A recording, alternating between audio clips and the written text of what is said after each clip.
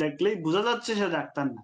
কিন্তু সে ডকুমেন্টস নিয়ে আসছে আমি ডাক্তার। আমার মুখ থেকেও সে নিরাপদ হতে হবে। তাকে আমি হুম, অপমানিত করতে পারি না, তাকে আমি গালমন্দ করতে পারি না। আজকে তো হয়তোবা ইয়াং জেনারেশন এর মধ্যে গালমন্দটা হচ্ছে গিয়ে ডাল ভাতের মতো। তারা দুষ্টামি করে তারা মজা পায়। তারা যত গালি দিবে সে তত স্মার্ট হয়ে যায় এখন বর্তমানে। আমার ভাই আমার অনিষ্ট থেকে নিরাপদ থাকবে।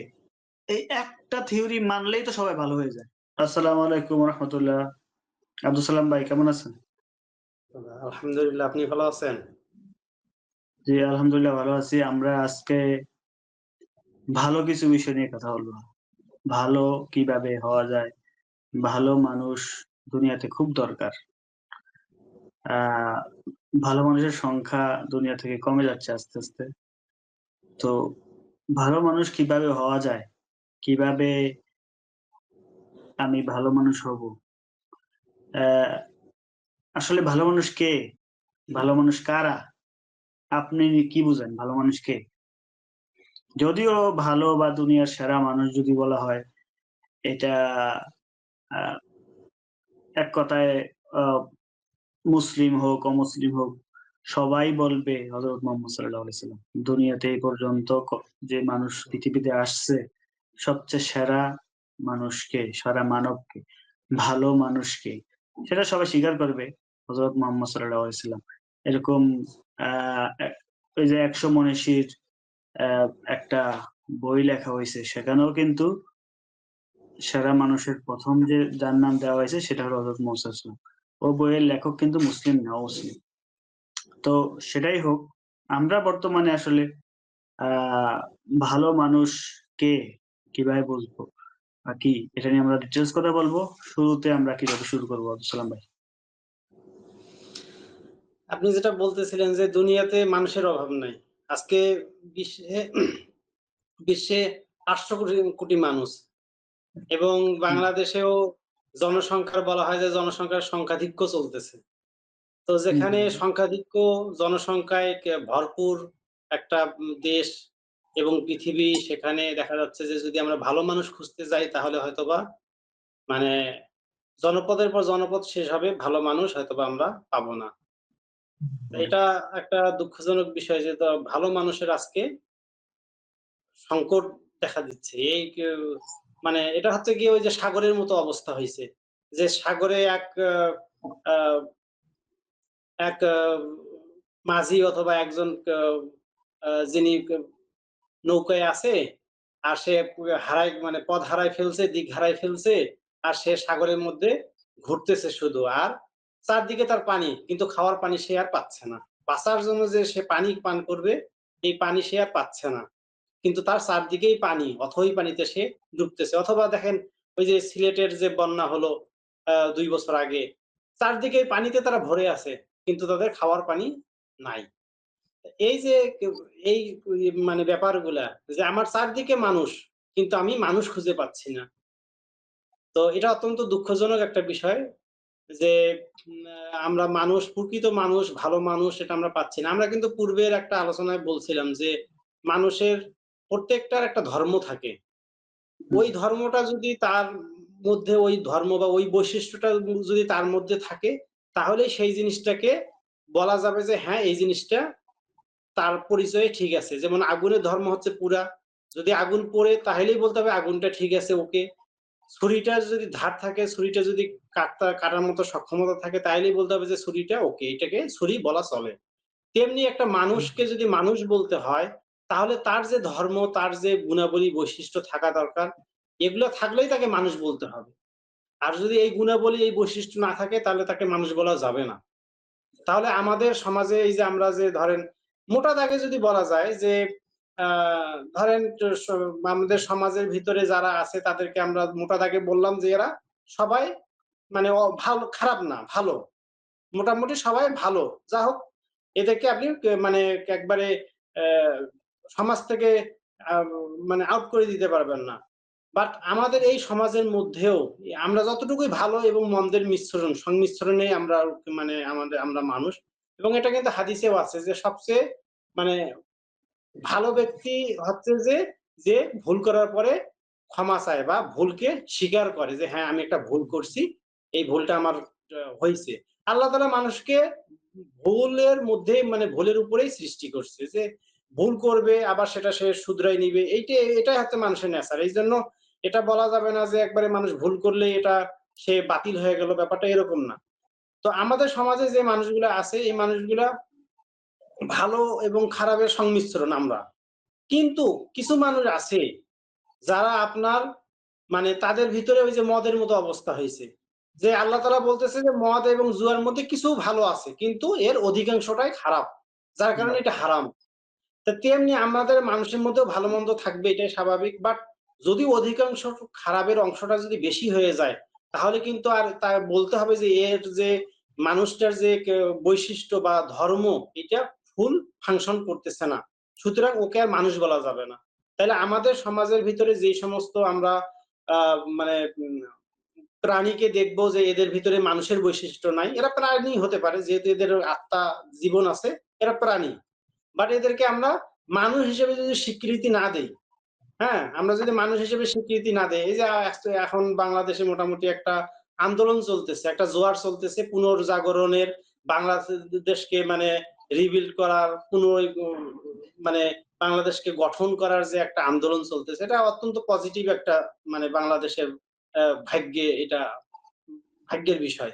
তো এই যে বাংলাদেশের যে এত বড় একটা ভাগ্য সামনে উপস্থিত হইছে, এটাকে আরো ভালোভাবে মানে প্রপার যদি এটাকে ইউটিলাইজ করতে হয়, তাহলে আমাদের এই ব্যাপারটাকেও মাথায় আনতে হবে। এই বিষয়টা কনসেপ্টটাকেও সামনে নিয়ে আসতে হবে যে আমরা মানুষ আর প্রাণীর মধ্যে মানে মানুষ এবং অমানুষ বা মানুষ এবং প্রাণী বলতে জীবজন্তু হতে পারে সেটা।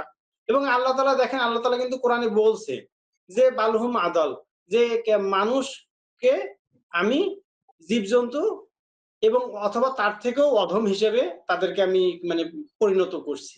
তা যেই মানুষগুলো খারাপ তাইলে এদেরকে কিন্তু আল্লাহ তাআলাই বলে দিচ্ছে যে এরা জীবজন্তু অথবা তাদের থেকেও খারাপ। সুতরাং আল্লাহ তাআলা যখন বলতেছে সুতরাং এই জিনিসটা মানে স্বাভাবিকভাবে এটা আমাদের বোধগম্য হওয়াটা খুব সহজ। যে আমরা সমাজের ভিতরে যারা ধরেন আমরা নিজেরা মূল্যায়ন করব যে আমি কিরকম? আমার ভিতরে কি ভালোটা বেশি না মন্দটা বেশি? যদি ভালোটা বেশি হয় তাহলে নিজেকে আমি অ্যাপ্রিশিয়েট করব যাক কিছুটা ভালোর দিকে আছি। আর যদি মন্দের ব্যাপারটা যদি বেশি হয়ে থাকে পার্সেন্টেজ তাহলে আমাকে কারেকশন করতে হবে। তেমনিভাবে আমার সমাজের আমার প্রতিবেশী হতে পারে, আমার বন্ধু হতে পারে, আমার পরিবারের কেউ হতে পারে। তার ভিতরে ভালো মন্দটাও আমি বিবেচনা করব। তার ভিতরে যদি আমি দেখি যে তার ভিতরে মন্দটা বেশি, তাহলে তাকে আমাকে সতর্ক করতে হবে যে, "দেখো তোমাকে মানুষের ধর্ম যেটা হওয়া দরকার সেটা তোমার ভিতরে বেশিরভাগটাই নাই। তা হুম, সুতরাং তোমাকে মানুষ বলা যাবে না, তোমাকে প্রাণী, জীবজন্তু অন্য কোনো কিছু হিসেবে আখ্যা দেওয়া যেতে পারে। এবং এইটাকে যদি আমরা যদি সামাজিকভাবে যদি একটা আন্দোলনের মানে সামনে নিয়ে আসতে পারি, একটা সামাজিক আন্দোলনের একটা স্লোগান হিসাবে, ইস্যু হিসাবে হুম, যে আমরা প্রকৃত মানুষকেই শুধু মানুষ বলবো আর বাকিগুলোকে আমরা জীবজন্তু আ বা অন্য কোনো ভাষায় সম্বোধন করতে পারি। এই যে দেখেন আজকে দুর্নীতি করতেছে। আমাদের বাংলাদেশের মানে প্রধান যদি একটা যদি ব্যাধি বলতে হয়, প্রধান যে দুর্ভাগ্যের ব্যাপার সেটা হচ্ছে দুর্নীতি। এমন কোন ব্যক্তি নাই যার হাতে একটা হুম। তার ক্ষমতা আছে বা একটা তার কোন একটা আ তাকে দায়িত্ব দেওয়া হয়েছে আর সে ওই দায়িত্বের মানে অসৎ অবহেলা ব্যবহার করে না। করে না বা দুর্নীতির যে আশ্রয় প্রশ্রয়টা সে অবলম্বন করে না এরকম একটা মানুষও পাওয়া যাচ্ছে না। তো এইটা কি? এটা তো আমাদের বাংলাদেশের জন্য অত্যন্ত দুঃখজনক বিষয়। তা আমরা দুঃখজনক। যদি আচ্ছা, এটাকে সময় সামাজিক একটা আন্দোলনের যদি রূপ না দেই, যে আমরা ভালো মানুষকে আমরা ভালো মানুষ হিসেবে সম্বোধন করব, আর খারাপ মানুষকে আমরা অমানুষ, প্রাণী, জীবজন্তু যেটা আল্লাহ সম্বোধন করছে আমরাও সেটা সম্বোধন করব। এতেই এই যে হয়তো কিছুটা মানুষের বিবেক জাগ্রত হতে পারে। এই যে মনে করেন মানুষ আরেকটা চরিত্র যেটা হলো খারাপ মানুষ, তাই না? ভালো মানুষ, খারাপ মানুষের বিপরীত শব্দ। আসলে আমরা বাংলাদেশ বা বাঙালি মানুষ খারাপ হলে সে একা যদি খারাপ হয়, সে ব্যক্তিগতভাবে পিছিয়ে আছে খারাপ। সেই প্রভাবটা তার পরিবারের উপর পড়ে। যখন পরিবার খারাপ হয়, মেক্সিমাম সদস্য খারাপ হয়, তখন এই প্রভাবটা পড়ে তার সমাজে। তখন সমাজের মেক্সিমাম মানুষ খারাপ হয়, প্রভাবটা পড়ে তার এলাকায়, অঞ্চলে। এলাকার অঞ্চলের মানুষরা যখন মেক্সিমাম খারাপ হয়, তখন তার এটা জেলা, জেলা ম্যাক্সিমাম খারাপ বলে না, এই জেলা খারাপ।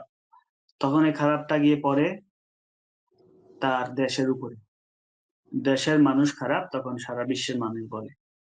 ডক্টর ইউনূস কয়েকদিন আগে এই ফেব্রুয়ারি মার্চ ২০২৫ এর ১১-১৩ তারিখে দুবাইয়ের একটা কনফারেন্সে গেছে। সেখানে দুবাইয়ের মন্ত্রী দুবাইয়ের বাংলাদেশের ভিসা বন্ধ। ইউনাইটেড আরব আমিরাত যেটাকে বলা হয় আবুধাবি দুবাই। ইউনাইটেড আরব আমিরাত সংযুক্ত আরব আমিরাতে বাংলাদেশীদের জন্য ভিসা বন্ধ।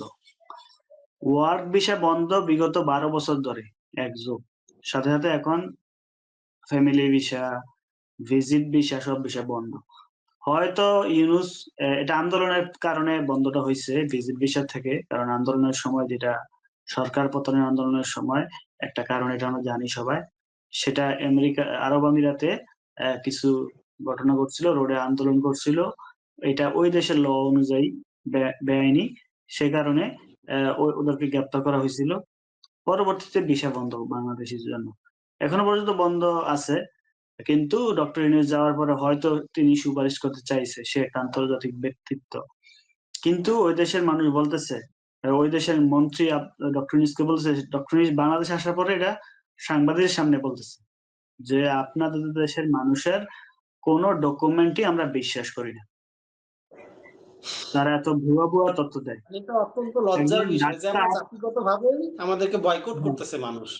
হ্যাঁ, আমরা আমরা আমরা আমাদের কাছে একজন হাই প্রফেশন নামে একটা দুবাইয়ের ভিসা আছে, যারা প্রফেশনাল অনার্স মাস্টার্স পাস তাদের জন্য। হাই প্রফেশন ভিসাটা লাগে। বা হাই স্কিল ভিসা যেটাকে বলা হয়। সে একজন তার ডকুমেন্টস সে একজন ডাক্তার। তারা বলতেছে যে ওরে দেখলেই বোঝা যাচ্ছে সে ডাক্তার না। দেখলেই বোঝা যাচ্ছে সে ডাক্তার না। কিন্তু সে ডকুমেন্টস নিয়ে আসছে আমি ডাক্তার। ডাক্তার। দুবাইয়ের দুবাইয়ের ওই মন্ত্রী ডক্টর ইউনূসকে এইসব কথা বলতেছে। তো ডক্টর ইউনূস লজ্জায় দেশে আইসা সাংবাদিকদের এইসব গল্প শোনাচ্ছে যে আমাদের ভিসা খুলবে কি কারণে? আমরা কি মান-সম্মান রাখছি দেশের? তো যেখানে বললাম যে ব্যক্তি থেকে খারাপ পর্যায়ে দেশে গিয়ে খারাপ হয়ে যায়। হ্যাঁ? দেশ খারাপ হয় বিদেশের সাথে। তো এই যে খারাপ মানুষের প্রভাবের কারণে আমরা জাতিগতভাবেও কিন্তু পিছিয়ে আছি অনেক। আমরা কিন্তু জাতিগতভাবেও পিছিয়ে আছি। ভাই আমি যতগুলো দেশ ঘুরছি, আপনি অন্যান্য দেশের মানুষের আন্তরিকতা, আ পর্যটন কেন্দ্র, সাপোজ মনে করেন কক্সবাজার। একটু সুযোগ পাইলে ডাকাতি করবে, ছিনতাই করবে। আর বর্তমানে তো ধর্ষণ, আহাজারি, ডাকাতি, চুরি অন্তর্বর্তী সরকার ক্ষমতায় হয়তো কোনো স্থানীয় সরকার আসলে, দলীয় সরকার আসলে হয়তো একটু কমবে। কিন্তু যেই ধরনের চলতেছে খারাপই, হ্যাঁ, এগুলা মানুষে বলতেছে, ফেসবুকে পোস্ট দিচ্ছে। একটা ছোট বাচ্চা ধর্ষণ হইছে সাপোজ ১০ বছর ৮ বছরের। মানুষ পোস্ট দিচ্ছে। আমরা মানুষ নামে কলঙ্ক। তাহলে এটা মনুষ্যত্ব তো আমরা নিজেদের ক্ষতি করতেছি, তাই না? এটা লাভ কি করতেছি একজনের পকেট মেরে ডাকাতি করে, ছিনতাই করে। কিন্তু এবং আমরা নিজেদের ক্ষতি করতেছি, জাতিগতভাবে ক্ষতি হচ্ছি। আমাদের অনেক দেশের ভিসা বন্ধ। এখন এই ইয়েতে আমি যেটা বলতেছিলাম ভালো মানুষের উদাহরণ ভাই। মালয়েশিয়াতে যেহেতু সবচেয়ে বেশি মালয়েশিয়াতে আমি ছিলাম ১ বছরের উপরে আছি। মালয়েশিয়াতে আপনি রাস্তা পার হবেন, ফুটপাতের রাস্তা হোক, গাড়ি চলে হয়তো, বাইক চলে অথবা কার চলে। বা আমরা কন্ডোমিনিয়াম থেকে নামছি, ওইখানে পার্কিং, গাড়ি যাবে, আমরা যাচ্ছি। রাস্তায় গাড়ি যাচ্ছে, আমাদের যখন দেখছে গাড়ি নিজে দাঁড়ায় গেছে। কোন ট্রাফিক নাই, কিছু নাই, দাঁড়ায় গেছে। হয়তো দাঁড়ায় গেছে, এখন ড্রাইভার ভিতর থেকে হাতে ইশারা দিচ্ছে যে তোমরা যাও, যাও, যাও, যাও, রাস্তা বের হও। ড্রাইভার দাঁড়ায় গেছে, বলছে পার হও তোমরা, তারপর গাড়ি যাবে। মালদ্বীপের মতো দেশে ট্রাফিক পুলিশ নাই। আপনি জানেন কিনা মালদ্বীপ একটা দেশ যাতে ট্রাফিক পুলিশ তেমন নাই। গাড়ি চলতেছে নিয়ম অনুযায়ী। তো আমরা তো ওই সরকার চেঞ্জ হলে কি সবকিছু চেঞ্জ হয়ে যাবে? সরকার কি করবে একা? তাই না? আমাদের মানুষ এটা এটা শুধু ব্যক্তি খারাপ হচ্ছি, পরিবার খারাপ হচ্ছি, সমাজ খারাপ হচ্ছে, দেশ খারাপ হচ্ছে। তো খারাপ মানুষের প্রভাবটা আমি এতটুকু বললাম। আপনার কাছে আরো কোনো কিছু থাকলে, যে এই যে ভালো মানুষ আমরা হচ্ছি না, খারাপ মানুষের কারণে আমাদের ব্যক্তি, সমাজ, দেশ ক্ষতিগ্রস্ত হচ্ছে। আমার জায়গা থেকে আমি এগুলো বললাম। আপনার আর কিছু এড করার আছে কিনা এখানে? এই যে দেখেন, আপনি যেটা বললেন যে বাংলাদেশের যে ইমেজটা মানে বাংলাদেশের যে আভ্যন্তরীণ ঘুণে এমন করে ভিতরটাকে ফাঁপা করে দিছে ঘুণ পোকায়, যে সেটা মানে বাহিরে তো একটা কাঠের ভিতরে ঘুণে ধরলে বাহিরটা ভালোই থাকে। বাট বাংলাদেশের হুম, ভিতরটা এতটাই ঘুণে নষ্ট করে দিছে যে এটার প্রভাব বাহির পর্যন্ত চলে গেছে। এটা দৃশ্যমানটা হয়ে গেছে। যে বিদেশেও এই বাংলাদেশটাকে তারা দেখতে পাচ্ছে যে এটা ঘুণে একবারে ভিতরটা নষ্ট হয়ে গেছে। তো এখন এইরকম জায়গায় এসে আমরা যারা শান্তিপ্রিয় মানুষ আছি, বাংলাদেশে শান্তিপ্রিয় বা অন্ততপক্ষে আমাদের ভিতরে এখনো ভালোর যে দিকটা এটা বেশি আছে, আমাদের বিবেক হুম, এখনো কাজ করে, আমরা এখনো ভালো হুম, চিন্তা করতে পারি, এই শক্তিটুকু আমাদের আছে। তো আমাদেরকে একটা জিনিস ভাবতে হবে যে এই যে দেখেন, আমরা যদি ভালো মানে আমি নিজে ভালো থাকলাম এবং নিজে ভালো চলতে চাই, তাহলে কি আমি চলতে পারবো? এই যে দেখেন, আমাদের সমাজের তো উম ১০০ টা মানুষে খারাপ না। হয়তোবা হুম, আ ২০% খারাপ হতে পারে, ৩০% খারাপ হতে পারে। তাহলে কি আমরা অন্ততপক্ষে ৬০-৭০% মানুষ এখনো সমাজে ভালো আছি। এই ৬০-৭০% মানুষ অথবা ৮০% মানুষ যে আমরা ভালো আছি, আমি কিন্তু এই ২০% মানুষের জন্য কিন্তু আমরা ৮০% মানুষ ভালো থাকতে পারব না। কারণ কি? কারণ আমার আমি নিজে এখানে নিরাপদ না। আমার বোন, আমার স্ত্রী এখানে নিরাপদ না। হ্যাঁ? আমাদের যারা নারী আছে, আমাদের যারা বোনেরা আছে, মুসলিম বোনেরা হোক, যে ধর্মেরই হোক না কেন, অপরাধের কোনো অপরাধীর কোনো চোরের কোনো ধর্ম নাই। সুতরাং সে যাকেই পাবে সে ক্ষতি করবে, সে সেই চেষ্টায় সে থাকবে। যার হুম, দৃষ্টান্ত আমরা এখন মানে আমরা ভুরি, ভুরি দেখতে পাচ্ছি। তো এগুলো থেকে আমাদেরকে এই দৃষ্টান্তগুলা মানে চোখে আঙ্গুল দিয়ে দেখায় দিচ্ছে যে তোমরা ৮০% মানুষ সতর্ক হও, যে এখনই তোমাদেরকে দায়িত্ব নিতে হবে। এখনই তোমাদেরকে মানে সম্মিলিতভাবে তোমাদেরকে একটা সামাজিক একটা আন্দোলনে রূপ দিতে হবে যে এই মানুষগুলাকে আমরা নিজেরাও মানে ভালোর চর্চা করব এবং সমাজে আমাদের সামনে যারা খারাপ কাজ করতেছে এদেরকে আমাদেরকে মানে আ আটকায় দিতে হবে। আমাদেরকে থামায় দিতে হুম, হবে। হুম, কোনভাবে এদেরকে খারাপ কাজ করতে দেওয়া মানে যাবে না। এদেরকে যদি আমরা বাধা না দেই, তাহলে আমরা কেউই আজকে নিরাপদ হব না। আজকে আজকে হয়তোবা একজনে মানে প ক্ষতিগ্রস্ত হইছে। তো সে তার হয়তো সে গুলিবিদ্ধ হতে পারে, তার মালামাল ছিনতাই হইতে পারে, একজন ভাইয়ের হয়তোবা স্ত্রী বা তার বোন আজকে আ তার মান-সম্মান হারাতে পারে। কিন্তু কাল কিন্তু সেটা আমার পরিবারেও আসতে পারে। এই জিনিসগুলা মানে কনসার্ন হয়ে এই জিনিসগুলোর ব্যাপারে সচেতন হয়ে এ আমাদেরকে আসলে একটা ঐক্যবদ্ধভাবে আমাদেরকে এই খারাপগুলার প্রতিরোধ করা উচিত এবং আ ভালো হওয়ার জন্য এই যে আমরা যারা ভালো আছি এই ভালো থাকার জন্য আবার কিছু মানে পথ পন্থা আছে। কিছু আ মানে ফর্মুলা আছে। এগুলা যদি আমরা অনুসরণ না করি তাহলে আমরাও আবার একসময় কালের বিবর্তনে আমরাও হারায় যাবো। আমরাও ভালোর খাতা থেকে মন্দেতে রূপান্তরিত হয়ে যাবো। কারণ আমাদের সঙ্গে সবসময় আমরা যারা ভালো থাকতে চাই, তাদেরকে জেনে রাখতে হবে যে আমাদের সঙ্গে শয়তান সবসময় একজন অ্যাক্টিভ কর্মী হিসেবে সে আমাদের সাথে সংযুক্ত আছে।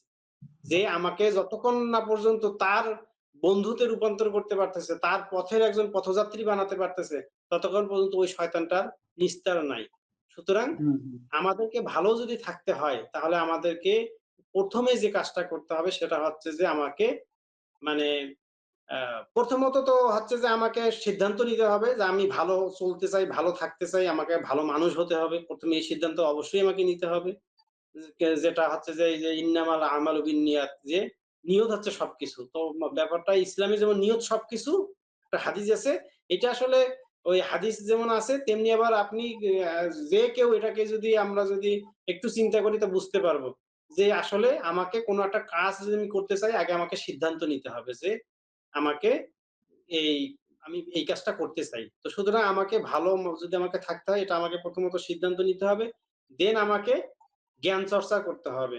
আমাকে আমি ওই যদি এরকম মানে বিভিন্ন অ প্রেমের যদি আমি উপন্যাস পড়ি, প্রেমের আমি কবিতা পড়তেছি, তাহলে আমার মাথায় ভালো কোনো কিছু হবে না, চর্চা হবে না, ভালো কোনো কিছু আ আসবে না।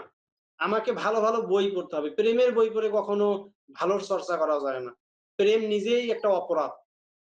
প্রেম নিজেই একটা অপরাধ। সুতরাং এই অপরাধের আপনি বই দিনরাত পড়বেন আর আপনি বলবেন যে আমি ভালো হতে চাই, আমি অ্যা গ ভালো মানুষ।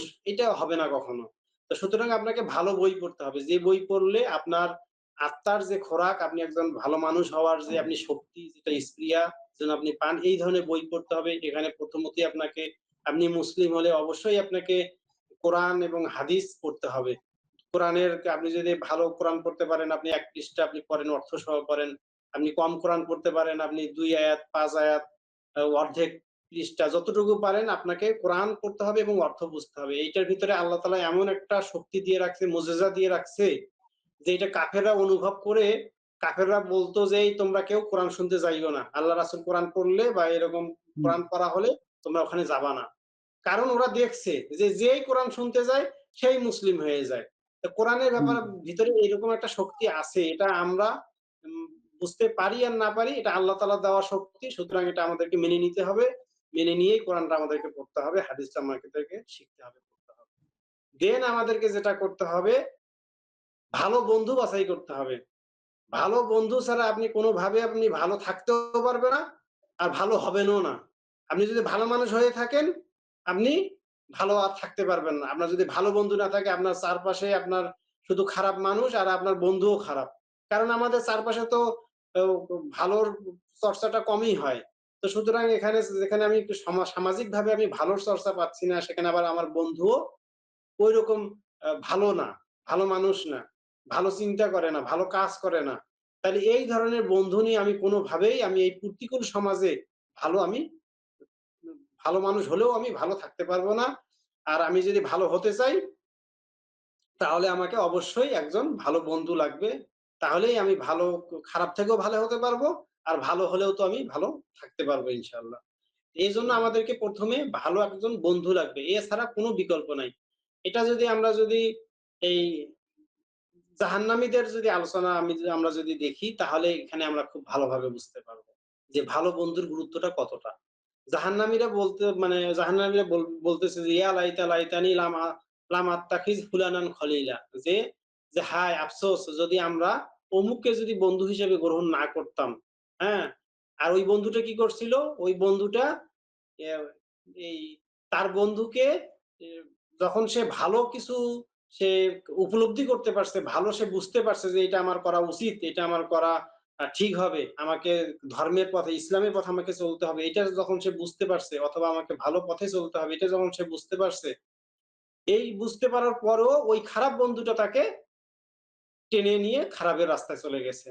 ফলে তারা যখন জাহান্নামী হবে তখন বলবে ওই যে বন্ধুটাকে খারাপ বানানো হয়েছে ও বন্ধু বলবে যে, "আমি যদি অমুককে যদি অ্যা বন্ধু হিসেবে গ্রহণ না করতাম তাহলে আজকে আমাকে জাহান্নামী হতে হতো না।" তাহলে এই ভালো বন্ধুর যে গুরুত্ব কতটা এইটা এখান থেকে খুব সহজে বোঝা যায়। যে ভালো বন্ধু হওয়ার জন্য মানে আ গুরুত্বটা কতটা। আর ভালো বন্ধু যদি আমি না নেই তাহলে আমাকে নিজেকে ভাবতে হবে যে আমি একজন জাহান্নামে বসে আছি।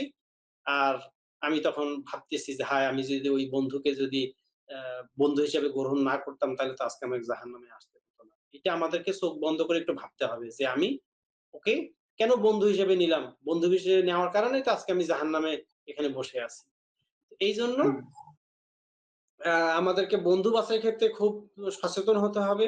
আর এটা হচ্ছে খারাপ ভালো সবার জন্যই। আর যারা ভালো আছি, যারা ভালো নিজেকে ভালো মনে করতেছি যে আমরা ভালো আছি, তাদের ক্ষেত্রে যেটা করতে হবে সেটা হচ্ছে যে আমাদের এই ইসলামের যে কাজগুলা যেগুলা ইসলাম করতে বলে যেমন নামাজটাকে আমি মনে করি কি সালাদটাকে আমি মনে করি যে এটা একটা গরু বা ছাগলের যে ওই যে রশি, গলার রশি, এই রশিটার মাথায় কি থাকে? একটা খুঁটি থাকে। এই খুঁটিটা মাটিতে মানে দাবানো থাকে। আর ছাগলটা ওই রশিটা পরিমাণ ছাগলটা ঘুরে বেড়াতে পারে বা গরুটা ঘুরে বেড়াতে পারে। এতে কি হয়? হুম, এতে একটা মালিক কি চায়? এতে মালিকটা চায় যেন আমার এই গরুটা বা ছাগলটা যেন হারায় না যায়। এইজন্যই তো বেঁধে রাখে, তাই না? যেন আমার এই হুম, ছাগলটা যেন হারায় না যায়। এজন্যই কিন্তু বেঁধে রাখে। অথবা ছাগলটা যেন অন্যের ক্ষেতে যেন মুখ না লাগায়, যেন কোনো ফসল যেন খেয়ে না ফেলে। তাইলে ২ টা ব্যাপার আছে। সে যেন কোনো অপরাধ যেন না করে, ছাগলটা যেন কোনো অপরাধ যেন করে না ফেলে, আর সে যেন হারায় না যায়, নিরাপত্তা। সালাদটা ঠিক এইরকম একটা মানুষের জন্য, একটা মুমিনের জন্য ঠিক এইরকম। সে যেন পথ হারায় যেন সে যেন পথ হারায় সে হারায় গেল। হ্যাঁ? এইটা যেন না হয়। আপনি যখনই নামাজ পড়বেন, নামাজের মধ্যেও এরকম একটা শক্তি আছে। আপনি নামাজ পড়েন, আপনি যত খারাপ কাজ আছে আপনি করেন। আপনি ছাড়তে পারতেছেন না তো, আপনি করতে থাকেন। কিন্তু একই সঙ্গে আপনি নামাজটা পড়েন। আপনি পথ হারায় একবারে হারায় যাবেন না। হ্যাঁ? বিলুপ্ত হয়ে যাবেন না আপনি। আরেকটা হবে নামাজ আপনি যখন পড়বেন, তখন আপনি খারাপ কাজটা করতেছেন। কিন্তু এটা আপনি আস্তে, আস্তে ইনশাআল্লাহ আল্লাহ আপনাকে এই তৌফিক দান করুক। আপনি মানে রিকভার করতে পারবেন। আপনার খারাপ কাজগুলা যেগুলো অপরাধ করতেছেন এগুলা থেকে আপনি ব্যাক করতে পারবেন। তাহলে ব্যাপারটা এরকম সালাদ হচ্ছে একটা রশির মতো যেই রশিটা আপনাকে হেফাজত করবে ইনশাআল্লাহ। যেটা আল্লাহ তাআলাও বলতেছে যে সালাদ অশ্লীল কাজ থেকে নিরাপদ রাখে। আবার আরেকটা দিক আছে যে ভালো মানুষ হওয়ার কিছু মানে আমাদের ভালো মানুষ হওয়ার আ কিছু ধরেন আমরা যেটা বলি যে আমি সত্য কথা খুব পছন্দ করি। হ্যাঁ? আমাদের সমাজের একটা ধরেন একটা প্রচলন আছে যে আমি যেটা ন্যায়সঙ্গত কথা, সত্য কথা এটা আমি মুখের উপরে বলি। মানে আমি এটা কাউকে ভয় পাই না। আমি বলতে এটা কখনো কুণ্ঠাবোধ করি না। এটা আমি আ একবারে যে করবে তার মুখের উপরেই বলে দিতে পারি। একটা ভালো মানুষের এটাও একটা বৈশিষ্ট্য নয়। একটা বিশেষ ভালো মানুষ একটা মানুষের যেমন অগোচরে তার পিছনে যেমন কোন ধরনের মন্দ কথা তার আ ব্যাপারে মন্দ কথা বলবে না, যেটা তার মান-সম্মান নষ্ট করে। তেমনি একটা মানুষ আরেকটা মানুষের মুখের সামনেও এমনভাবে কথা বলবে না যেটা তার মান-সম্মানকে আঘাত করে। এইটা হুম, এই ব্যাপারটাকেই আল্লাহ তাআলা কোরআনে মানে সূরাতে সূরা নাজিল করে বলতেছে যে, "ওয়াইলুল লিকুল্লি হুমাযাতিল লুমাযা" যে যারা এই মানুষের মুখের উপরে সমালোচনা করে। মুখের উপরে মানুষকে বিদ্রূপ করে, সমালোচনা করে, হেয় প্রতিপন্ন করে। এটাও একটা ওই যে আমরা শুধু গীবতটাকে জানি যে অপরাধ, কিন্তু এটাও একটা অপরাধ। আল্লাহ তাআলা এদের জন্য ধ্বংসের কথা বলতেছে। সেজন্য আসলে ভালো মানুষ কারা? ভালো মানুষ হচ্ছে যে হাদিসে আছে যে ভালো মানুষ হচ্ছে যার হাত এবং মুখ থেকে অপরজনের নিরাপদ। এ হচ্ছে ভালো আসলে মানুষ। আমরা আ ওই ওই ওইটা আমি একটু আপনার সাথে এড করতে চাই যে আসলে আপনি অনেকগুলা গুনাগুণ বললেন ভালো মানুষের যে গুণাগুলো থাকা দরকার। এগুলার সামারি একটু আমি যদি বলি যেমন ভালো মানুষ হওয়ার জন্য যেটা আ নিজের নিজের দুর্বলতাগুলোকে স্বীকার করা। এটা একটা অন্যতম গুণ ভালো মানুষের থাকে যারা নিজের দোষগুলোকে সে স্বীকার করে, অকপটে স্বীকার করে। সে নিজের দোষগুলো লুকায় রাখে না। অ্যা ভালো মানুষরা অবশ্যই নিজেকে ভালোবাসে, পরিবারকে ভালোবাসে। তার মন মানসিকতা ইতিবাচক চর্চা যেটা করে। পজিটিভলি থিংক করে অনেক সময়। একটা নেগেটিভকেও সে ইতিবাচক খোঁজে এখানে কিছু। তারপর অবশ্যই ভালো মানুষের একটা অন্যতম বৈশিষ্ট্য সেটা রাগ দমনের কৌশল। তারপর পরশ্রীকাতরতা হওয়া, বিনয়ী হওয়া, মার্জিত হওয়া, অন্যায়ের সাহায্য করতে অন্যায়ের সাহায্য করা। তারপর হলো আ আরেকটা হলো সহনশীল হওয়া, কৃতজ্ঞতা প্রকাশ করা, অজুহাত দেয় না কখনো ভালো মানুষরা। ঠিক আছে? তারপর নিজেদের ভালোবাসা ছড়িয়ে দেওয়া, কৃতজ্ঞতা প্রকাশ করবে, সততা, বিশ্বস্ততা এই সবগুলা গুণ হলো অ্যা একটা আমাদের জানা কথায় ভালো মানুষের এই বৈশিষ্ট্য এগুলা আ তার দৃষ্টিভঙ্গি থাকে পজিটিভ সবসময়। আপনি যেটা দেখাবেন সে উদার মনে সেগুলা দেখবে। হ্যাঁ, ক্ষমাশীল হবে। তারপর অবশ্যই এগুলার সাথে, সাথে এগুলো হলো আমাদের অ্যা চারপাশের আমরা যদি বই পুস্তক পড়ি, আমরা যদি আ জেনারেল অর্থে যে ভালো মানুষের গুনাগুণ এইটা হলো জেনারেল, ইন জেনারেল মানুষের ভিতরে। কিন্তু ইসলামের দৃষ্টিভঙ্গিতে কিছু ভালো মানুষের বৈশিষ্ট্য আছে। ইসলামের দৃষ্টিতে অথবা হাদিসের ভাষায় ভালো মানুষ কারা? আমি এখানে ১০ টা ভালো মানুষের কথা উল্লেখ করব যেই ১০ জন মানুষকে হাদিসের ভাষায় ভালো মানুষ হিসাবে বলা হইছে। ঠিক আছে? তো আপনি একটা এখন বললেন, তাই না? ১ নম্বর হলো উম এই রাসূল সাল্লাল্লাহু আলাইহি ওয়াসাল্লামের দৃষ্টিতে সেরা মানুষ যারা, ১ নম্বর হলো যারা আ আমি ১০ টার মতো ১০-১২ টার মতো বলবো এখানে। যার অনিষ্ট থেকে অন্য মুসলিম নিরাপদ, সে হলো ভালো মানুষ। যার খারাপ আচরণ থেকে অন্য মুসলিম নিরাপদ। এটা কিন্তু আ ইসলামের দৃষ্টিতে বা এবং হাদিসের ভাষায় সে হলো ভালো মানুষ। যেটা আপনি একটু আগে বললেন। হ্যাঁ? আমি কিছু নাম বলি এগুলা নিয়ে ডিটেইলস আপনি আরো কথা বলতে পারবেন। তারপর হাদিসের ভাষায় আছে ফজরের ২ রাকাত সুন্নত যারা পড়ে, তারপর ১ম কাতারে যারা নামাজ পড়ে, নামাজে যারা বিনয়ী, নামাজের শেষে তাসবিহ পড়ে, কোরআন পাঠ করে পাঠ দেয়। মানে যে কোরআন শিখে অন্যকে শিখায়। সে কিন্তু অ্যা অ্যা ভালো মানুষের মধ্যে পড়ে। অসহায় লোকদের সাহায্য করা, মানুষকে খাদ্য খাওয়ানো, এগুলা কিন্তু আ শরিয়া দৃষ্টিতে ভালো মানুষের বৈশিষ্ট্য। সার্টিফাইড যারা লোক, ভালো লোক। তো এগুলা কিন্তু এমন না, এগুলা কিন্তু আ সব ধর্মে অ্যাকসেপ্টেবল যে ক্ষুধার্তকে খাওয়াবো, তাই না? মানুষকে খাওয়ানো। এটা কিন্তু সব ধর্মে অ্যাকসেপ্টেবল। সালাম যে আগে দেয়, তাই না? যার চরিত্র সুন্দর, বিরোধ মীমাংসাকারী ব্যক্তি যে উদ্যোগ নেয়, একটা ঝগড়া লাগছে কোথাও, যেটা সে মীমাংসা করে দিচ্ছে। যে এটা কিন্তু অন্যতম একটা। তো এই কয়েকটা বৈশিষ্ট্য বলছি যেগুলা কিন্তু আ রাসূলের ভাষায় প্রমাণিত যে যারা ভালো মানুষ তাদের তা তারা তারা তারা তারা সার্টিফাইড ভালো মানুষ। তো একজন মানুষ তো এগুলা থেকে শিক্ষা নিতে পারবে। আ এটা প্রত্যেক ধর্মেই বলবে যে অ্যা ক্ষুধার্ত মানুষকে তোমরা খাওয়াও। হ্যাঁ, তারপর হলো কোন ঝগড়া লাগছে, বিবাদ লাগছে মীমাংসা করো। তো এই কয়েকটা বিষয় আমি এখানে বললাম। এগুলা নিয়ে ডিটেইলস একটু কথা বলেন আপনার জায়গা থেকে। দেখেন, আমি যদি বলি যে একজন ব্যক্তি যদি মানে কনফিউজড হয় যে আসলে আমি ভালো না মন্দ আমি বুঝতে পারতেছি না। যেটা আমার জানা খুব দরকার আমি মনে করি। হ্যাঁ? সে যদি এরকম আ সে যদি একটা আয়নায় যেমন আমি নিজেকে দেখতে পাই, এরকম যদি সে একটা আয়না সেট করতে চায় যে আমি ভালো না মন্দ এটা আমি যাচাই করতে চাই। তাহলে আমাকে একটা আয়না আমি এরকম একটা আয়না চাই। যেটাতে আমি নিজেকে ভালো না আমি মন্দ এটা আমি যাচাই করতে চাই। তাহলে আপনি যে কাজগুলো করতে পারেন, এখানে কয়েকটা মানদণ্ডের কথা বলব। একটা হচ্ছে যে আপনার হাত এবং মুখ থেকে অন্যে নিরাপদ কিনা। আপনি হাত এমন করে আপনার হাত থেকে আপনার হাত দিয়ে কি অন্যে কি ক্ষতিগ্রস্ত হয় কিনা? আপনি তাকে আঘাত করতেছেন কিনা? অথবা আপনি কি তার কোনো সম্পদ ছিনিয়ে নিচ্ছেন কিনা? আপনি তার কোনো আপনি তার একটা সামান্য কোনো জিনিসও হতে পারে। তার একটা কলম হতে পারে। আপনি তার কলমটা খেলার ছলে, দুষ্টামির ছলে আপনি তার থেকে কলমটা ছিনায় নিলেন কিনা? যে, "এই দোস্ত কলম দাও, এটা আর দিব না, যাও।" এইরকম করতেছেন কিনা আপনি? অর্থাৎ আপনার হাত দিয়ে তার থেকে আপনি কোন কিছুই যদি করেন, যেটা তার ক্ষতি করতেছে, এখানে ইসলামে একটা যদি সইও হয়, একটা যদি সামান্যতম একটা মানে ১ পয়সার জিনিসও হয়, আপনি তার অনুমতি ছাড়া এটা আপনি নিতে পারবেন না। এটা আপনার জন্য বৈধতা নাই। সুতরাং আপনার হাত দিয়ে যদি অন্যের যদি ক্ষতিগ্রস্ত না হয়, সে যদি নিরাপদ হয় এবং আপনার একই সঙ্গে আপনার মুখ দিয়েও কিন্তু নিরাপদ হতে হবে। মুখ দিয়ে কিভাবে নিরাপদ?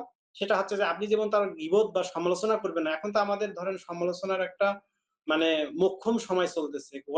যেমন আমরা গণতন্ত্র প্রিয় মানুষ, গণতন্ত্র মানেই আমরা বুঝি যে অবাধ সমালোচনা। তো অবাধ সমালোচনা ব্যাপারটা এরকম করে ভাবলে হবে না। গণতন্ত্র যদি ইসলামিক সেন্সে যদি আমি গণতন্ত্রটাকেও যদি দেখতে চাই, তাহলেও আমাকে যেটা করতে হবে যে যেটা জাতীয় স্বার্থে, যেটা জাতির স্বার্থে যেই আ বিষয়টা সমালোচনা হওয়া দরকার, সেই বিষয়ে সমালোচনা শুধু হতে পারবে। আপনি দেশের স্বার্থে, জাতির স্বার্থে যে সমালোচনাটা হওয়াটা ঠিক আছে, উচিত, সেই সমালোচনাটা শুধু আপনি করতে পারবেন। এছাড়া আপনি এই কারো ব্যক্তি বিষয়কে আপনি টেনে নিয়ে এসে আপনি সমালোচনা করবেন আর বলবেন যে, "এটা আমার গণতান্ত্রিক অধিকার।" ইসলাম এই ধরনের গণতন্ত্রের স্বীকৃতি আপনাকে দিবে না। আপনি যতই আপনি বলেন না কেন গণতন্ত্র, গণতন্ত্র মানে এরকম, গণতন্ত্র মানে ওরকম। এগুলা ইসলামে এগুলো গ্রহণযোগ্য হবে না। ইসলামে গ্রহণযোগ্য হচ্ছে বৃহৎ স্বার্থ। সুতরাং আপনি জাতির স্বার্থে আপনি সমালোচনা করতেছেন কোন একটা ব্যাপারে, সেটা আপনার ঠিক আছে। জাতি যেন ক্ষতিগ্রস্ত না হয়। কিন্তু আপনি এমন একজন ব্যক্তিকে নিয়ে সমালোচনা করতেছেন যেটার এই সমালোচনা বা এই আলোচনার মাধ্যমে জাতির কোনো ক্ষতি লাভ ক্ষতির কিছু নাই। অথচ আপনি অনর্থক এই ধরনের একটা বিষয় আলোচনা করতেছেন, সমালোচনা করতেছেন। তাহলে এই সমালোচনা আপনার যে মুখ দিয়ে যে একটা ক্ষতিগ্রস্ত হইলো ওই ব্যক্তিটা, তাইলে আপনি একজন ভালো মুসলিম বা ভালো মানুষ হতে পারলেন না। তো তেমনি আপনি যেমন সমালোচনা করবেন না, আবার তাকে আপনি যেটা একটু আগে বলা হলো যে তার মুখের উপরে আবার তাকে অপমান করবেন না। ঠিক আছে? মুখের উপরে আমি সত্য কথা বলতে আমি ভয় পাই না। এই ধরনের কথা এই ধরনের কথার একটা আপেক্ষিক বিষয় আছে ইসলামের ক্ষেত্রে। রাইট। আপনি কোন সত্য কথা বলতে আপনি ভয় পান না, এটা আবার দেখতে হবে। ব ব স সত্য কথাটা যদি হয় মানে একটা ইসলামের জন্য, জাতীয় স্বার্থের জন্য, জাতির স্বার্থের জন্য সেটা এক জিনিস। কিন্তু আপনি ব্যক্তিগত স্বার্থ। আপনার সাথে আমার ব্যক্তিগত স্বার্থ আর সেইটার ব্যাপারে আমি আপনাকে মুখের উপরে একটা কথা বলতে আমি ভয় পাই না। তাহলে কথাটা ঠিক হলো না। এটা ইসলাম সম্মত হলো না। আমি বা আপনি ভালো মানুষের এটা কাজ আমরা করলাম না। ঠিক আছে? তাহলে আমার মুখ থেকেও সে নিরাপদ হতে হবে। তাকে আমি হুম, অপমানিত করতে পারি না, তাকে আমি গালমন্দ করতে পারি না। আজকে তো হয়তোবা ইয়াং জেনারেশন এর মধ্যে গালমন্দটা হচ্ছে গিয়ে ডাল ভাতের মতো। তারা দুষ্টামি করে তারা মজা পায়। তারা যত গালি দিবে সে তত স্মার্ট হয়ে যায় এখন বর্তমানে। তা এই স্মার্টনেস দিয়ে আপনি ওই যে জাহান্নামে বসে আপনাকে বলতে হবে যে, "হায় আমি যদি অমুককে যদি বন্ধু হিসেবে গ্রহণ না করতাম আর আমার এই স্বভাবগুলো যদি ভালো মানে খারাপ স্বভাব যদি রূপান্তরিত না হইতো, তাহলে আজকে আর আমাকে জাহান্নামে আসতে হইতো না।" তো সুতরাং আপনার যে প্যারামিটার গুলা যেগুলা যেই আয়না দিয়ে আপনি ভালো না মন্দ আপনি নিজেকে চিনতে পারবেন, এগুলো হচ্ছে গিয়ে সেই পদ্ধতি। আরেকটা পদ্ধতি হচ্ছে স্বামী-স্ত্রীর ক্ষেত্রে। স্বামী-স্ত্রী আপনারা ভাববেন যে আমি কি অপরজন মানে আমার স্ত্রী বা আমার স্বামীর কাছে আমি কি ভালো কিনা? তাকে জিজ্ঞেস করব মাঝে মধ্যে যে, "তোমার ব্যাপারে আমার কি অভিযোগ বলো দেখি শুনি।" এটা স্বামীও জিজ্ঞেস করবেন, স্ত্রীও জিজ্ঞেস করবেন যে, "তোমার ব্যাপারে আমার ব্যাপারে তোমার কি আপত্তি আছে বা কি মানে আ মন্তব্য আছে একটু বলো, শুনি।" ভালো পজিটিভ সেন্স এই কথা বলেন যে, "কি মন্তব্য আছে? যে একটু শুনি আমি। যে আমার ব্যাপারে তোমার কি কারেকশন আছে? পরামর্শ কি আছে? বলো দেখি শুনি।" তো আপনি এবার শোনেন, শুনে সেগুলোর কোনটার ব্যাখ্যা যদি দেওয়ার প্রয়োজন থাকে আপনি ব্যাখ্যা দেন। আর যদি দেখা যায় যে না এটা আসলে একটা সমস্যা, এটা একটা দোষ, তাহলে এটা আপনি কারেকশন করেন। এভাবেই আপনি একজন ভালো মানুষ হতে পারবেন। এটা আপনার একটা আয়না হিসেবে কাজ করবে। তেমনি আপনি আপনার বাবা-মার কাছে, আপনি সন্তান হিসেবে আবার আপনি আপনার বাবা-মার কাছে ভালো কিনা, এইটা আপনি দেখেন। আপনি ভালো হওয়ার জন্য আপনাকে আ সাগর খুঁজে ঝিনুক বের করতে হবে না, মুক্তা বের করতে হবে না। আপনি কিছু মাধ্যম আপনি যদি ভালো হতে চান, আপনি এই যে বললাম যে সিদ্ধান্ত আগে নিতে হবে আপনি ভালো হতে চান কিনা। যদি ভালো হতে চান, আপনি আপনার বাবা-মাকে জিজ্ঞেস করেন যে, আ "বাবা-মা আমার কি এরকম ত্রুটি তোমাদের চোখে পড়ে বা কি তোমরা পরামর্শ আমাকে দিবা? যেটা আমি কারেকশন করতে পারি বলো। একজন ভালো তোমাদের হুম, একজন আমি সন্তুষ্টভাজন সন্তান হতে চাই।" আপনি আপনার বাবা-মার সন্তুষ্টি ছাড়া আপনি আখিরাত পার করতে পারবেন না। আল্লাহ তাআলা এতটাই ক্ষমতা বাবা-মাকে দিছে। এটা বাবা-মাকে মানে দুনিয়াতে যদি কোন রাজা বাদশা যদি থাকে তো সেটা হচ্ছে রাষ্ট্রের রাজা বাদশা। আর আল্লাহ তাআলা প্রত্যেক বাবা-মাকে একটা করে রাজা আর একটা মানে রাজা-রানী বা এরকম ক্ষমতা দিছে, রাজত্বের ক্ষমতা দিছে। যে পরিবারের মধ্যে যে সে তার সন্তানের রাজা আমরা যেমন মানে আমাদের সেন্সে যেটা বুঝি রাজা-রানী বা রাজাকে খুব সম্মান করতে হবে আমরা যেটা বুঝি সেম এরকম যেটা আল্লাহ কর্তৃক এটা আ এই রাজত্ব দেওয়া, এই ক্ষমতা দেওয়া। যে বাবা-মা সন্তুষ্টি অর্জন ছাড়া কোন সন্তানের মানে কোন উপায় নাই। সুতরাং আপনি আপনার বাবা-মাকে জিজ্ঞেস করেন। আপনি যতই ব মাঝবয়সী হয়ে যান, আপনি যতই বড় হন না কেন, আপনার বাবা-মা যদি থেকে থাকে, আপনি জিজ্ঞেস করেন যে, "আমার কি ত্রুটি আছে তুমি বলো আমি এগুলা কারেকশন করতে চাই।" তাহলে এইরকম কিছু ক ক মানে উপায়ের মাধ্যমে আপনি নিজেকে ভালো করার যে পন্থা আপনি এই প্রচেষ্টাগুলা নিতে পারবেন এবং ভালো হতে পারবেন ইনশাআল্লাহ। আর সর্বোপরি হচ্ছে যে অ্যা আমরা ভালো না হয়ে আমরা যদি ভালোর চেষ্টা যদি না করি, ভালোর যদি চর্চা আবার যদি না করি, তাহলে আমি নিজেও একদিন আক্রান্ত হতে পারি খারাপের কাছে, অথবা আমি না হলাম, আমি সাবধান হতে পারি। আমি হয়তো সাবধান, আপনি বড় মানুষ, আপনি হয়তো সাবধান। কিন্তু আপনার সন্তান সে তো তার তো এত বয়স নাই, তার তো এত পরিপক্কতা নাই। সে তো আপনার আ তার হাতের কাছে, সে যেখানে উঠা বসা করে সেখানেই তো খারাপ মানুষের অবাধ বিচরণ। তাহলে সে তার বন্ধু, সে তার প্রতিবেশী যাদের যেই সমাজে সে উঠা বসা করে, সেখানে সে কিভাবে নিরাপদ হবে? সে তো বাহিরে যেতে চায়। সে তো বাসায় থাকতে চায় না। সে বাহিরে শুধু ঘুরতে চায়, বাহিরে মিশতে চায়। তো এই যে বাহিরে এত থাকতে চায়, সে তো নিরাপদ না। আর এই যে দেখেন মার্ক জুকারবার্গ কি করলো? Facebook এর প্রতিষ্ঠাতা, তার যখন সন্তান হলো, সে তার সম্পদের ২/৩ বা এরকম একটা বড় অংশ সে মানে তার সন্তান যেন ভবিষ্যতে একটা নিরাপদ আ বিশ্ব বা পরিবেশ পায়। এইজন্য পরিবেশকে এই যে আ মানে আ পরি পা পরিবেশের যে ভারসাম্য রক্ষার জন্য সে এই অর্থটা সে দান করছে। পরিবেশকে যেন আ ভারসাম্য রক্ষা করা যায়। তার সন্তানের জন্য সে এই কাজটা করছে। হুম। তা মার্ক জুকারবার্গ যদি তার সন্তানের জন্য, একক সন্তানের জন্য যদি এত সম্পদ যদি দিয়ে বিশ্বকে আ ভার প মানে পরিবেশগত ভারসাম্য রক্ষার জন্য যদি এই কাজ করতে পারে, তাইলে আপনি আমি আমাদের যে সামর্থ্য আছে সেই সামর্থ্য দিয়ে আমরা চেষ্টা করি। তার হয়তো সন্তান মারা যাবে না। কিন্তু আপনার আমার সন্তান তো মৃত্যুর মুখে দাঁড়ায় আছে। তার যে বন্ধু, সেই বন্ধুর সঙ্গে যে খেলতে যাচ্ছে, ওই ক্রিকেটের ব্যাট বা স্টাম্পটা দিয়ে যে তার মাথায় একটা বাড়ি মারবে না, খেলতে, খেলতে তো ঝগড়া হয়, এটা তো স্বাভাবিক বিষয়। খেলতে, খেলতে ২-৪ কথা হবে, অ্যা ব বিবাদ হবে, এটা তো স্বাভাবিক বিষয়। তো সেখানে যে আপনাকে যে আপনার সন্তানকে যে ব্যাট দিয়ে একটা বাড়ি মারবে না, মাথায় মারা যে যাবে না তার কোনো গ্যারান্টি আছে? এই ঘটনা কি বাংলাদেশে নাই?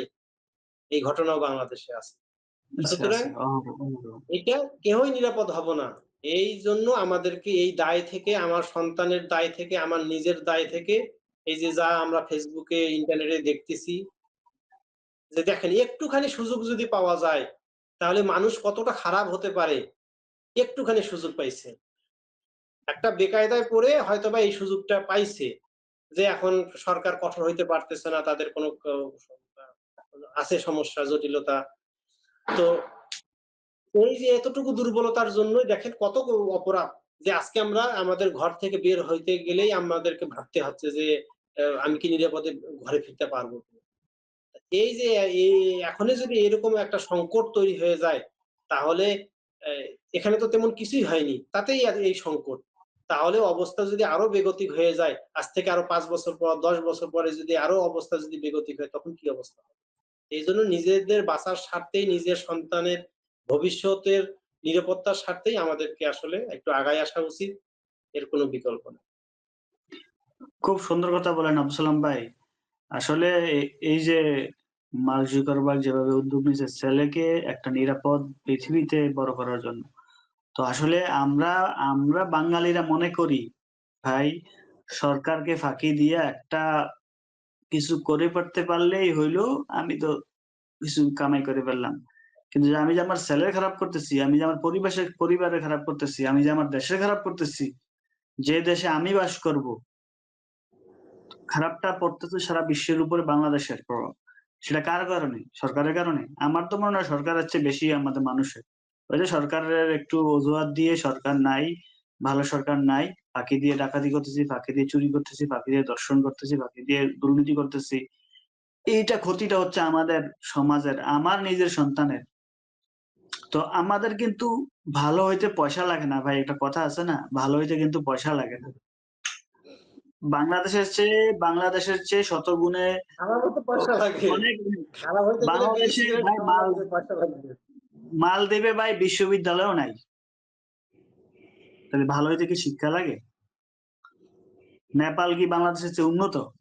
নেপালের মানুষের যে মন মানসিকতা, আমি নেপালের কমা দেশগুলোর কথা বললাম। থাইল্যান্ড যে মন মানসিকতা, ভাই ভালো হইতে পয়সা লাগে না যদি আমরা শিক্ষাও লাগে না। এটা আপনি যে মনে করছেন আমার ছেলে অনার্স মাস্টার্স পাস হবে। শিক্ষা অর্জন করা আর ভালো মানুষ এক না। তাহলে এই শিক্ষিত সমাজ বাপ মারে খাবার না দিয়া বৃদ্ধাশ্রমে ফেলাইতো না। সেটা আমরা না, সবাই না একমত। চাচা ভাই, শিক্ষিত আপনি এই সমাজ শিক্ষাকে কিভাবে শিক্ষা বলবেন? এই শিক্ষাকে তো শিক্ষা বলা যাবে না। যে শিক্ষা আমার মানুষের যে মনুষ্যত্ব, মানুষের যে মানবিক ধর্ম, মানুষের মানবিক যে বৈশিষ্ট্য, এইটা যে শিক্ষা নিশ্চিত করতে পারবে না, যে শিক্ষা না, প্রদান করতে পারবে না, সেই শিক্ষাকে কখনো শিক্ষা বলা যাবে না। আমাদের আমাদের ল অনুযায়ী দেশের আইন অনুযায়ী সে শিক্ষিত বা শিক্ষিত আমাদের 90% 95% শিক্ষিত, কিন্তু ওই শিক্ষাটা কিন্তু মনুষ্যত্ব শিক্ষা দিল না, হয়তো কাগজে কলমে শিক্ষিত, কিন্তু তার মানে আমরা শিক্ষা দিয়ে আমাদের ভালো মানুষ মাপ কাটি না। ভালো মানুষ হতে হবে চাচা বিবেক ভাই, থেকে, মনুষ্যত্ব থেকে, আমি মনে করি দায়বদ্ধ থেকে। আমার ভাই আমার অনিষ্ট থেকে নিরাপদ থাকবে, এই একটা থিওরি মানলেই তো সবাই ভালো হয়ে যায়। চাচা আমার ভাই, ভাই আমার আমি এলাকায় আসবে, নিরাপদ থাকবে। আমরা মোহাম্মদপুর যাইতে ভয় পাই, ছিনতাই হয়। তাহলে আমি চিন্তা মনে করেন। করি সামাজিকভাবে একটা বিষয়ে কনসার্ন হওয়া খুব জরুরি। সেটা হচ্ছে যে আমাদের এই যে যত শিক্ষিত মানুষ, মানে যত ধরেন সরকারি যারা কর্মকর্তা কর্মচারী আছে, এরাই তো সবচেয়ে বড় দুর্নীতিবাজ এবং এরাই তো সবচেয়ে মেধাবী, তাই হুম, না? হুম, হুম, হুম, এরা মেধাবী। সবচেয়ে মেধাবী এবং এরা সবচেয়ে বড় দুর্নীতিবাজ। সুতরাং আমাদেরকে সামাজিকভাবেই আমাদেরকে যদি আমাদের দেশকে, আমাদের জাতিকে এবং আমাদের নিজেদেরকে যে শোষণ, এই শোষণ থেকে যদি বাঁচতে হয়, তাহলে আমাদেরকে নিজেদের দায়ে এই শিক্ষাকে, যে শিক্ষা আমাদেরকে দুর্নীতিবাজ মানে হতে বাধা দিচ্ছে না, হতে অবশ্যই উৎসাহিত করে না, এটা বলা যাবে না, কিন্তু বাধা দিচ্ছে না, আমাকে নৈতিক শিক্ষায় উন্নীত করতেছে না, আমার এই শিক্ষা আমাকে নৈতিক শিক্ষায় উন্নতি করতেছে না বিধায় তো আমি দুর্নীতিতে যাচ্ছি, এটাকে আমি ভাবতেছি না। তা সুতরাং এই শিক্ষাটাকে আমাদের নিজেদের স্বার্থে এই শিক্ষাটাকে নিরুৎসাহিত করতে হবে এবং এই যারা দুর্নীতিবাজ শিক্ষিত আছে তাদেরকে কখনোই শিক্ষা মানে শিক্ষিত হিসেবে স্বীকৃতি দেওয়া যাবে না। যদি আমরা এটা করতে পারি, সামাজিকভাবে এটাকে যদি আমরা একটা আন্দোলনের যে রূপ দিতে পারি, যে যারা দুর্নীতিবাজ শিক্ষিত তাদেরকে আমরা শিক্ষিত হিসেবে স্বীকৃতি দিব না, এদেরকে আমরা ওই যে আবু জেহেলের, এটার দৃষ্টান্ত হচ্ছে আবু জেহেলের মতো, আবুল হাকাম হয়েও সে আবুল জেহেল, মানে সে হচ্ছে জ্ঞানীর পিতা মূলত, কিন্তু এখন সে হয়েছে মূর্খের পিতা, কারণ তার জ্ঞান তাকে সত্যের সন্ধান দেয় নেই, তার জ্ঞান তাকে অপরাধ এবং শত্রুতার রাস্তা তাকে দেখাইছে।